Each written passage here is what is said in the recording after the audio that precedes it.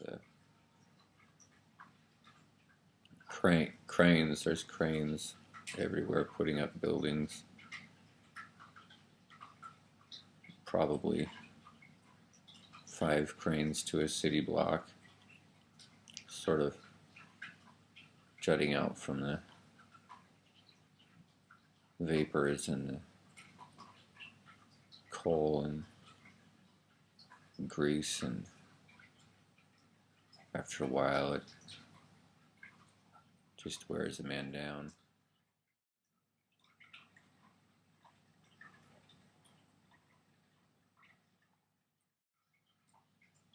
And recently I've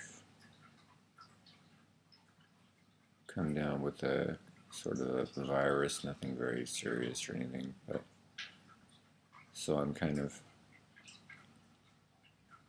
coasting on uh,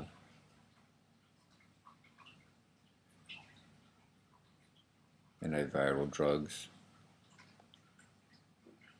and cold and flu medicine, Klonopin and Paxil.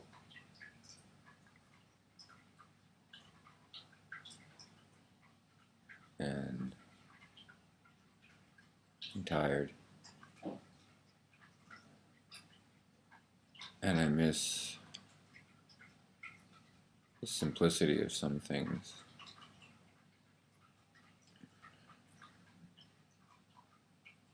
The simplicity of just being somewhere, sitting down somewhere in the quiet. There's no quiet here.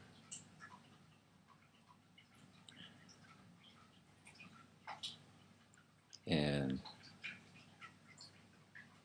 today I was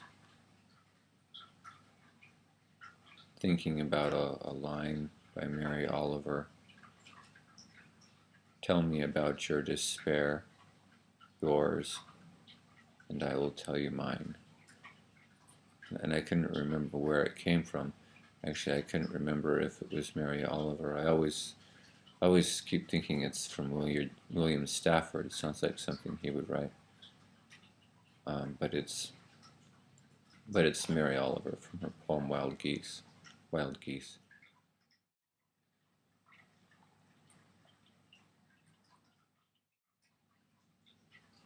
I am thinking about green things, little things that are alive.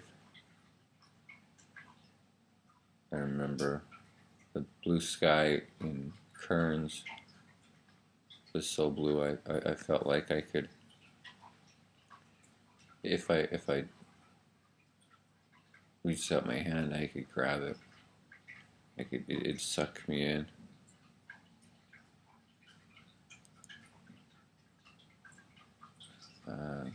And then I think of the birds, the tundra swans in Utah, and the eagles, and the little kinglets, everything, and the quiet, and just being alone.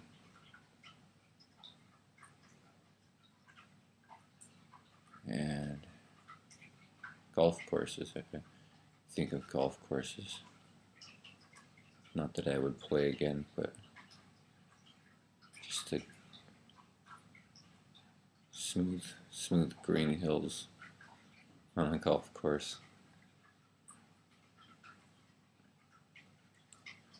The sound of someone smacking a golf ball, and all the dirt would jump out into a neat square. The ball would go sailing. Remember that sound.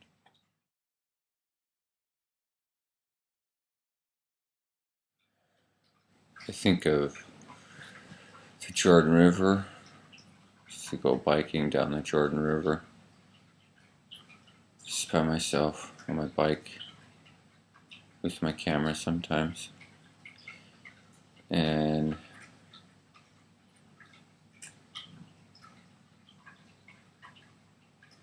There were so many trees that didn't belong there. I don't remember what they're called. Some kind of Russian something, I don't remember. Huh. Birds didn't care for them.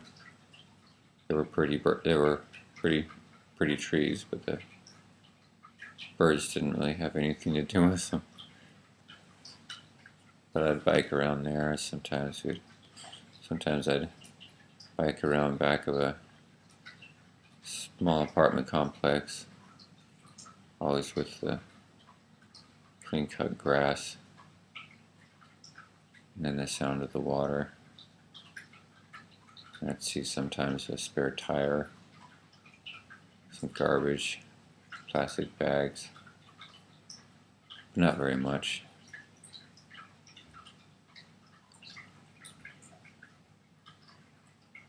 I remember stumbling onto a great blue heron, and I looked into its yellow, I think it was yellow, its yellow eye, and we were really close for a few minutes until it flew away. Didn't have time for a picture. It doesn't matter. Anyway.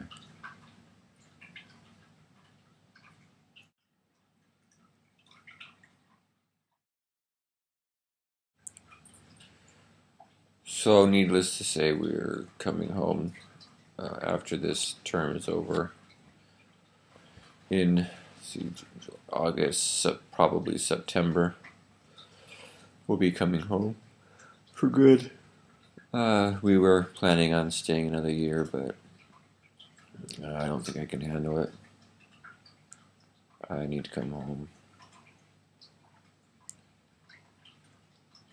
There's something about a place, a specific place that will always be home.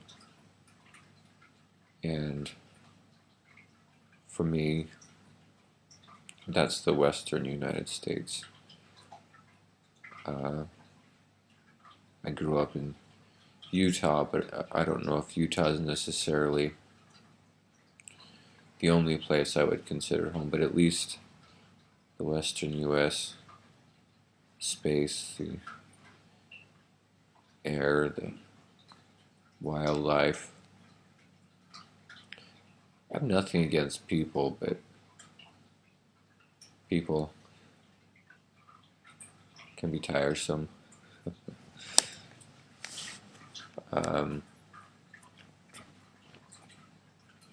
So we'll be coming home probably in September. But I've been thinking a lot about home and what home is, and I've thought about the human experience and what it's like to be alive, and in spite of our cultural differences, in spite of our language differences, and differences in beliefs, and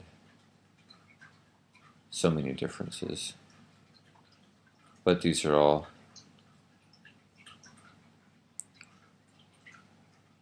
I don't know. I think most of them are all pretty superficial. I think when we get down to it, I think there's certain things that we all share. And so I'd like to read a poem that I wrote to my sister. She had her first baby while I was in China, so I've actually never seen her first baby. But my sister had a birthday and she wanted me to write a poem, and it was a poem that she wanted me. She had a picture of her with her baby looking out the window, and one of my first memories, actually my very first memory is looking out the window, and it was a very vague memory. mostly just colors and kind of a feeling. I wasn't quite sure what I was looking at. So the picture she sent me had a lot of meaning to me, actually, personally. So I'd like to read a poem. I would like to read that poem that I wrote.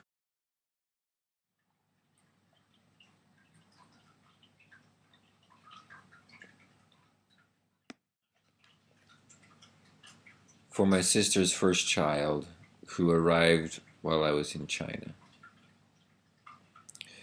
Right now, you don't know the street lamps outside are street lamps.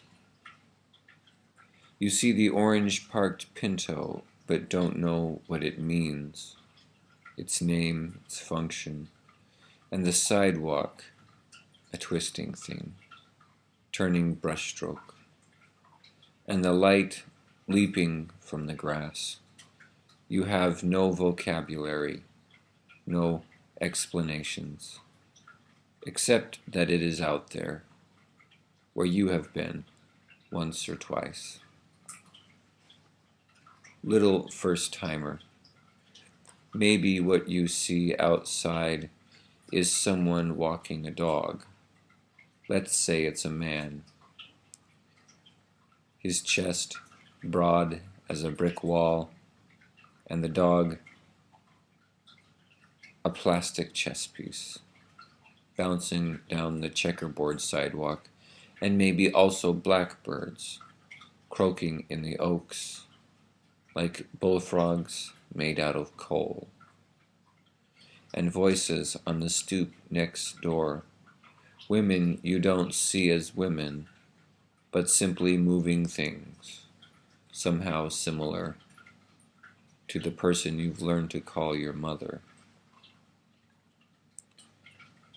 Speechless greenhorn, I hope when you are older you will listen to your mother when she tells you about the elephants, the elegant gazelles, meerkats, macaws, firefinches, tiger beetles, and cane rats, all out there calling and crying, how they gather in alleyways, in bodegas and bathhouses, to play Chinese poker, to bet on the cheetah slinking through the grass.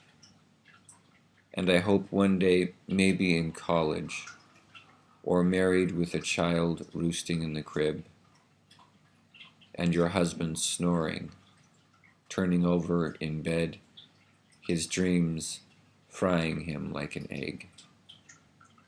I hope one day when you can't sleep and walk into the bathroom to wash the night from your eyes and look up into the mirror, I hope this first memory comes back to you. The window, the green, the soft weight of a hand on your back. I hope you will see what your mother wanted you to see. The elephant, with its tusks jutting into the blue Utah sky. The awkward and fast giraffe, the wax bills and old world vultures, the bat-eared fox, the badger, the bush shrike, yes, even the venomous green mamba, silent as the grass, you remember, out there, among the nameless creatures, the shadows and shapes, out there but now somehow within, their slender bodies, their mouths, their eyes, once strange, now familiar and terrifying, and yours.